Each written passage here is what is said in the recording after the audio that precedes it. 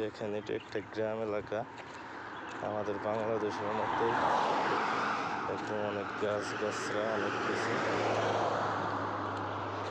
কত সুন্দর পরিবেশ, বাংলাদেশের মতো গাছ।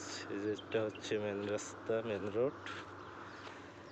তবে কুয়েতের একটা নিয়ম, সেটা হচ্ছে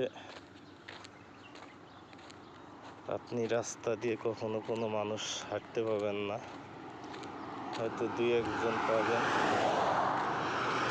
সেটা হচ্ছে আমাদের মতো যারা প্রবাসী আছে বিভিন্ন দেশের, শুধু তাদেরকেই পাবেন মাঝে মাঝে রাস্তায় দুই একজন হাঁটতে।